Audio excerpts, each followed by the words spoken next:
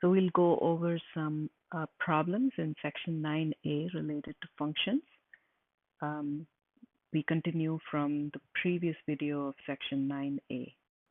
So we look at the data tables and try to identify the independent and dependent variables in the data table. So let's look at the table. Year projected is the first column and the population is the second column. So if we look at the situation, we can clearly see that as years projected, let's call it X, the time increases, population, which is Y, also increases. So this is how the two are related. So the year is the independent variable and the population, which is the dependent variable. So population depends on time. So that's how we decide which one is independent and which one is dependent. Now, the second one, it says make a clear graph of the function, explain how you would decide on the shape of the curve using, or you fill up the gaps just to make it continuous. So first we plot the graph, okay? And the scale that I have taken, it almost looks like a straight line. So if I want to fill the gaps, I just have individual data points. So if I want to fill the gaps, then I just assume it's a straight line that's pretty close to the points. It doesn't have to go through all the points. I just kind of generalize, look at the big picture. It almost looks like a straight line, and I approximate the relationship using a straight line. In the third question, we already made that description in part A just by looking at the table. But if we look at the graph, we can be quite sure that as the projected year increases, the US population increases. And I can also add the word linearly because the graph looks like the relationship is almost a straight line relationship. So the next question, we have number of pages in a book and time to read a book. So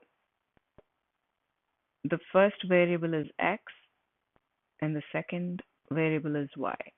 The time that we take to read a book depends on the number of pages that the book has. So this should be a good relationship, or rather a good description of the relationship.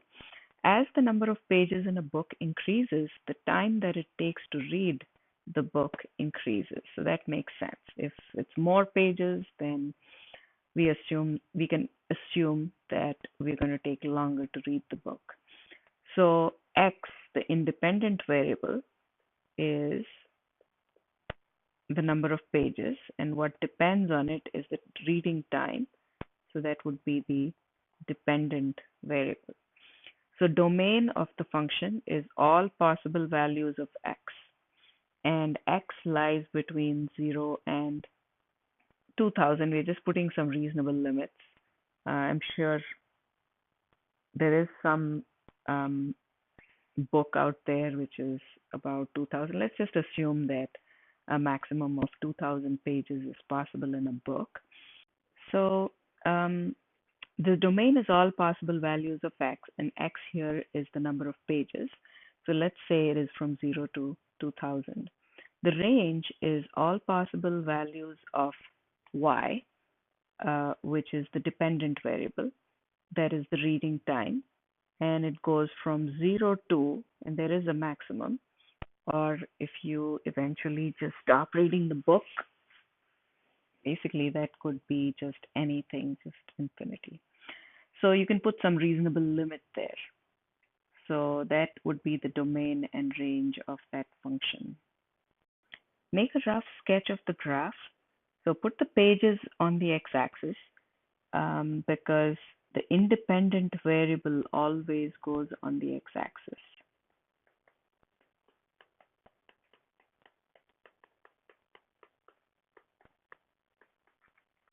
and the dependent always goes on the y-axis. So pick some scale and sketch the graph, and you can clearly see it's a straight line. The assumptions that we've made is that the reading speed is about 2 minutes per page, and based on that speed, I have graphed the function. So 5 pages, 10 pages, 15, 20, 25, 30, 35, and of course you can keep going on and on. And then 10, 20, 30, 40, 50, and this is in minutes um, on the y-axis. Describe the validity of this graph or this particular model. The graph is valid. Um, there are some assumptions that we make. It's valid to some extent with lots of restrictions. We're assuming that the person reads at a constant speed of 2 minutes per page. But as we all know, that is, reading time varies depending on the material that we're reading. So we just take an average of 2 minutes per page and we're assuming that's a constant. And that's under the assumption that it's a constant speed, we've created that model of the relationship between number of pages and the reading time. A good example, an extreme example is this. If you're reading a children's book, you may take about 10 seconds per page, and reading a math book, you might take about 30 minutes per page, and more sometimes depending on the math that you're trying to read.